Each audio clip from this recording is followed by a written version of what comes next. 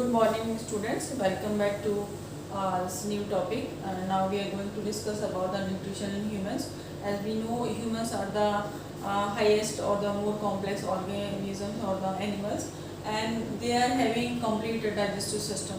Complete digestive system means they are having both or two openings, that is mouth and the anus.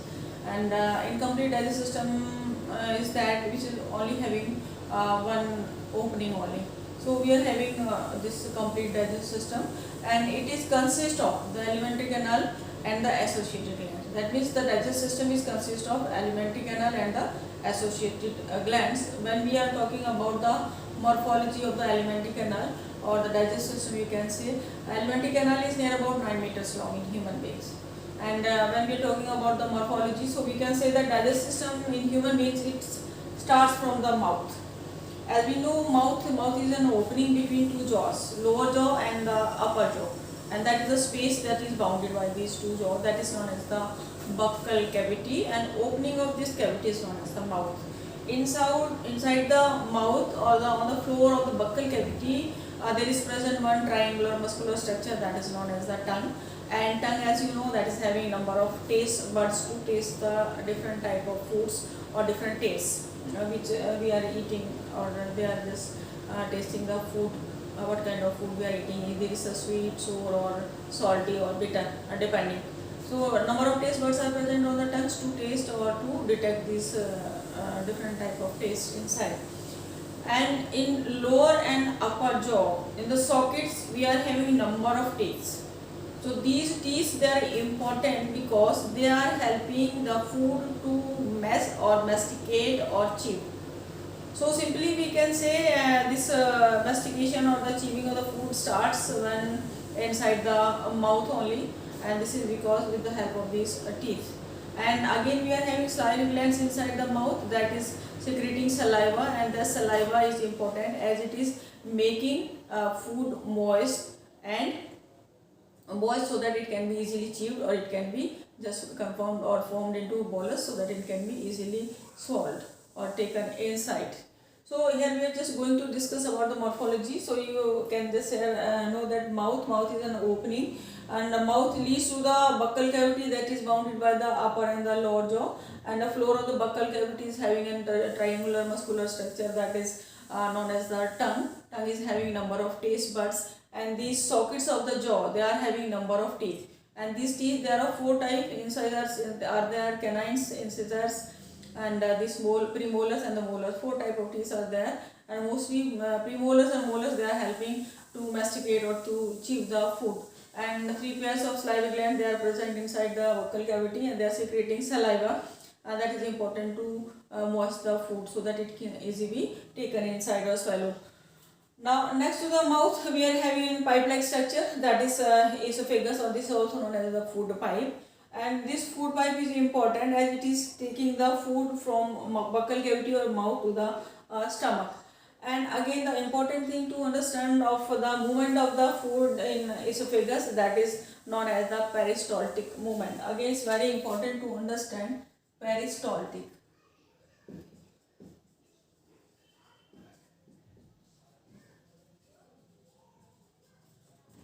Peristaltic movement is important. This is a zigzag movement.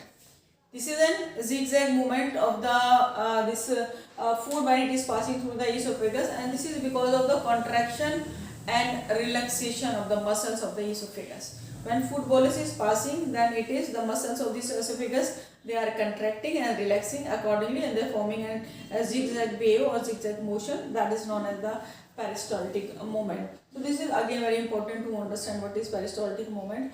After this peristaltic movement, this food is then going inside the stomach. So what is stomach? Stomach is J shape.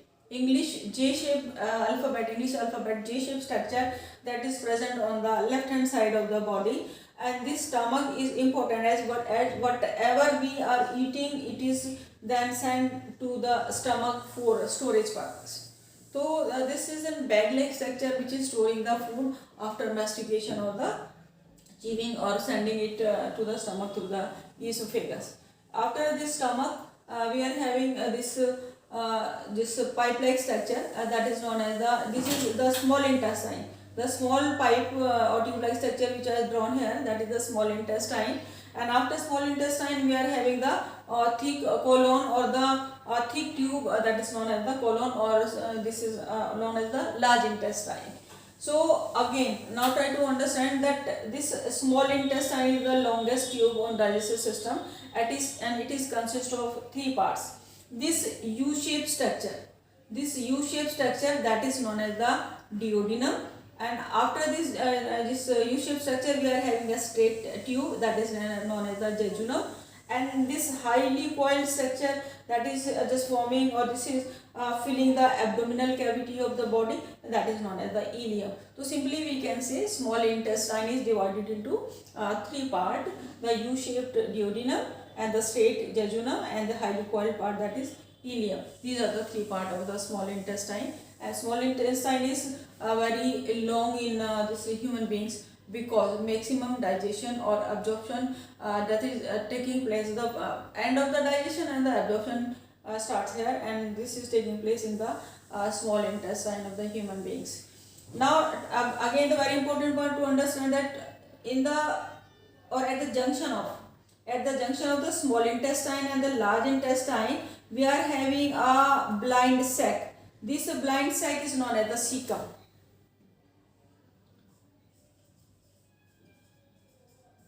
This blind sac is known as the cecum, and from this blind sac or the cecum, a finger-like projection is there, that is known as the appendix.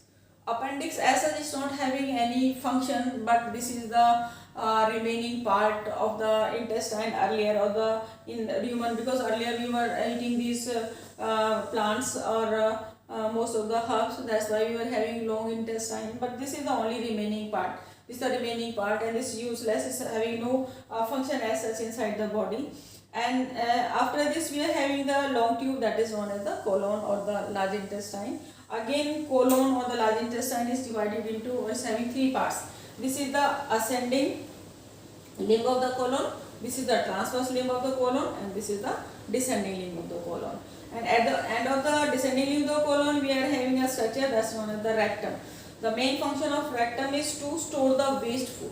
So whatever the undigested or the waste food is remaining inside the body, that gets stored inside the rectum, and when rectum gets filled, then this whole material or the waste material is just thrown out through the this opening, that is anus, and this process is known as the defecation. As I told you earlier, this digestion in the human is also having 5 steps. Earlier I told you in amoeba, and the same we are having the 5 step, that is ingestion is there. Then second is the digestion. Third is the absorption. Fourth is the assimilation. And fifth is the egestion. Again, these are the 5 steps. As I told you in amoeba, and I told you in higher animals, they are having 5 steps in digestion: ingestion, digestion, absorption, assimilation, and egestion. Now you can easily understand. As I told you, ingestion is taking food inside, digestion is digesting or breaking the complex food into simple form. Then absorption is the absorbing the nutrient or the important nutrients which are present in the food, that is absorption. And after absorption, these nutrients, they are going inside the bloodstream for further utilization or to produce energy by the process of oxidation, that is known as the assimilation. And the waste material that is gets stored inside this rectum, that is known as the egestion. And this is simply the morphology of this digestive system. So you should know the diagram of this digestive system.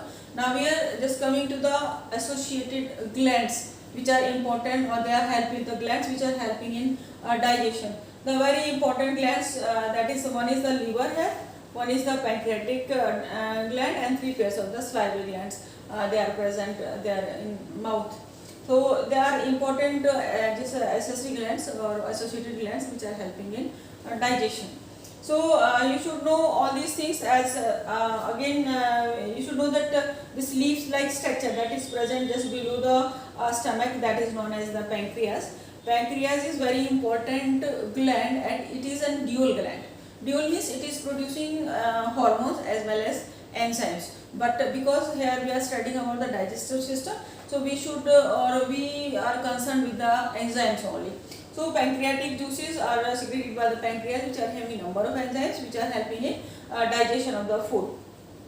Again, liver is very important. This is the biggest gland in the body. Liver is the biggest gland in the body, and the important thing is that liver is secreting bile juices and bile pigments. Bile juices are very important as these are alkaline in nature and they are helping to digest the fat or breaking the fat into smaller globules or the molecules. And moreover, because these secretion of the bile juices, they are alkaline in nature.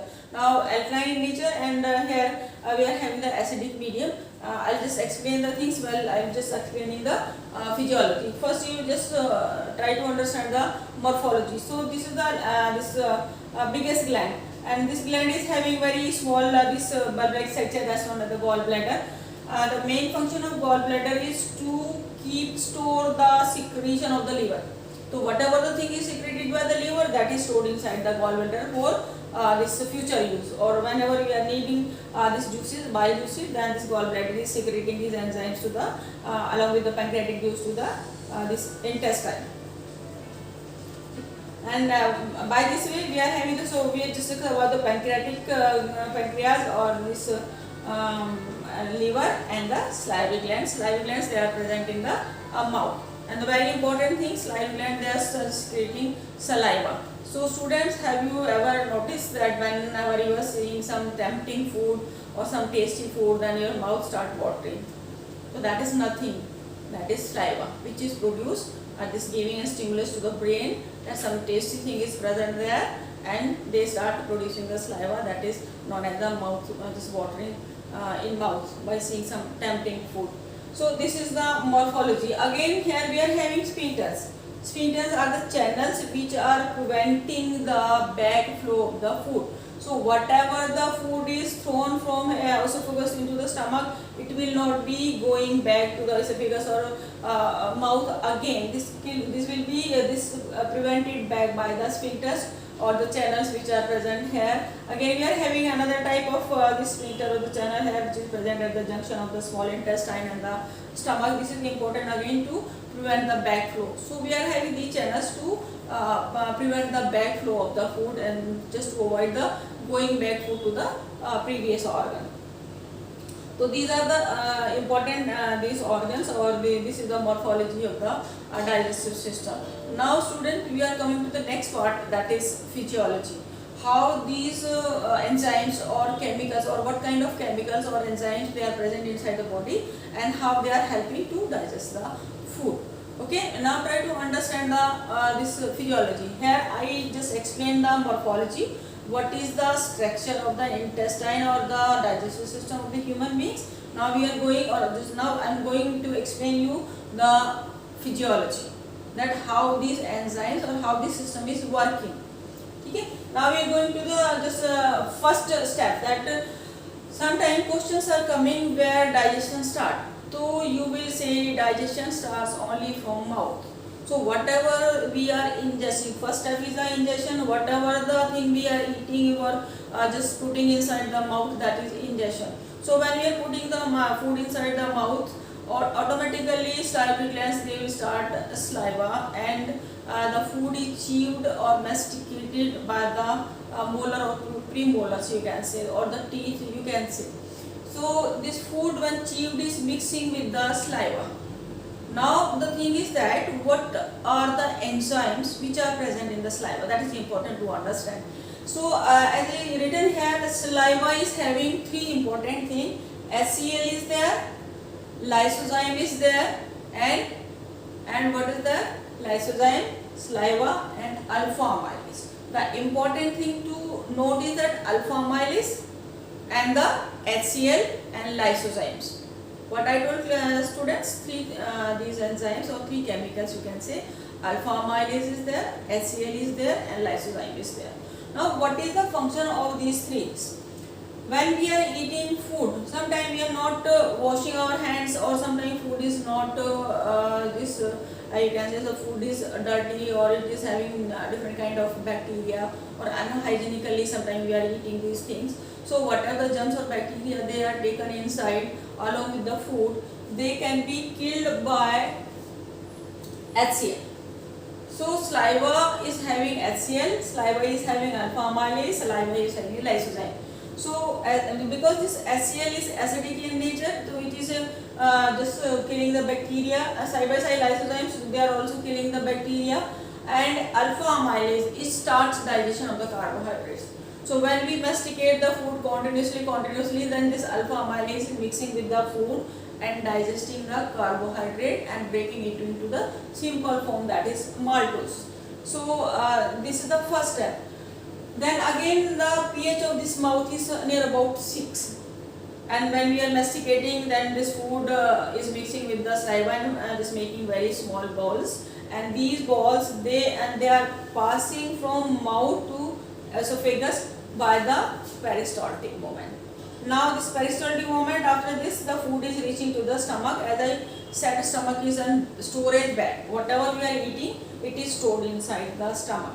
Now the main digestion, it starts inside the stomach. Stomach is having very thick muscular wall so that it can churn the food. Churning means mixing. So it's highly mixing and breaking the this complex food into the simple one.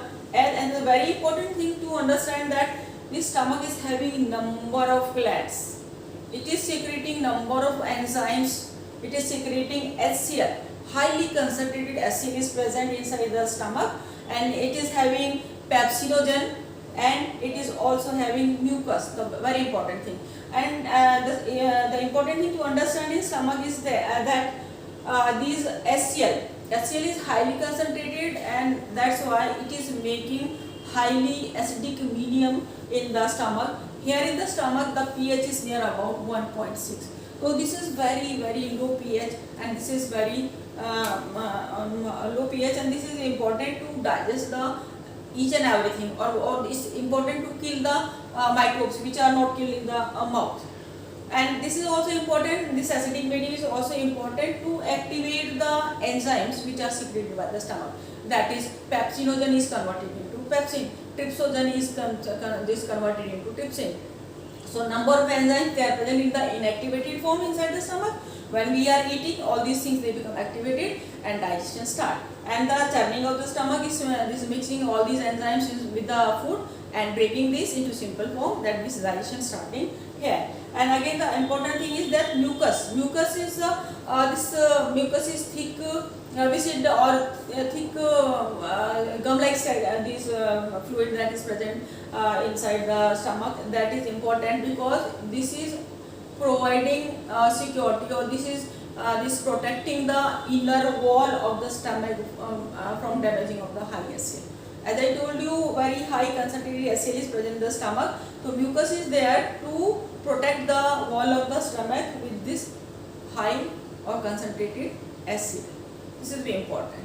So these are the enzymes which are present in the stomach. So most of the digestion is taking place in the stomach. Then this semi-digested food, again in this liquid form, is transferred to the small intestine, from duodenum to the jejunum, and then it goes to the small intestine. Now again, when the food is coming here in the duodenum, the secretion of the liver is also coming from here, that is hepatic duct, and this is the hepatopancreatic duct. So this is pancreas. So pancreas is also secreting number of enzymes. Pancreatic juice is there, it is having pepsin, it is having trypsin, it is having amylase, it is having number of enzymes. So the pancreatic juice is coming from here, this bile juice is coming from the hair, and as I told you, the things which are coming from the stomach, they are having acidic medium, they are highly acidic.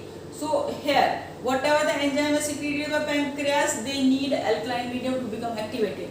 That's why the liver is secreting alkaline medium. So whatever the things are coming from here, they are mixing with the alkaline medium of the pancreatic juice and the liver. Again, these enzymes which are secreted by the pancreas, they become activated and they are further digesting the food into simple form.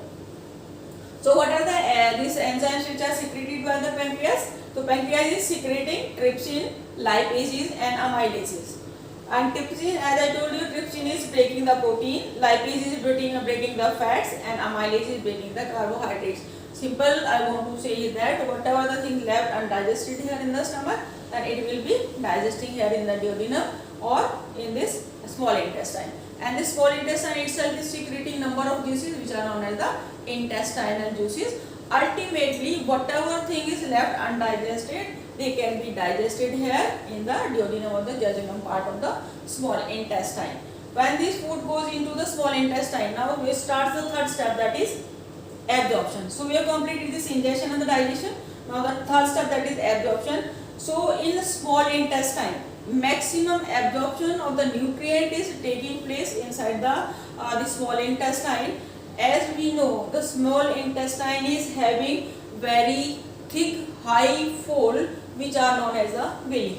So these are finger-like projections, they are present inside this small intestine and they are increasing the surface area for maximum absorption of the nutrients. And these villis, they are further having fold which are known as the microvilli. So these finger-like projections, they are known as the villi, and further they are having folds above these finger-like projections which is known as the microvilli. And these microvilli, they are having hair-like growth or hair-like structures which are known as the cilia. So these villi and microvilli, they are increasing the surface area for absorption, and these cilia, they are helping the things to move. They are acting as an oar-like structure. They are just helping the things to move forward. So maximum absorption that is taking place in the small intestine. Now the thing comes to next point, that is assimilation. As I told you, assimilation is simply digested nutrients, they are just going inside the blood. So whatever things are digested, whatever things are absorbed by the small intestine, then they are sent back to the bloodstream. That is known as the assimilation. As we know, when we are respiring, oxygen is going inside and this oxygen is reacting with the nutrients and breaking this food into simple form, that is carbon dioxide and water, and releasing very high amount of energy, and that energy is present in the form of ATP and that is utilized by the body for different functions or different purposes. So this is assimilation. Now whatever the things, assimilation is taking place in this absorption is taking place inside the small intestine, then the nutrients, they are absorbed by the blood capillaries and the nutrients, they are going into the blood for further utilization or production of the energy.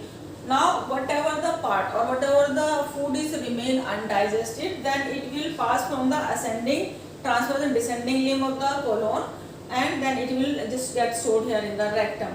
So in this not in any it's not very high or important function is performed by this colon or the you can say large intestine. It will only help to absorb the water.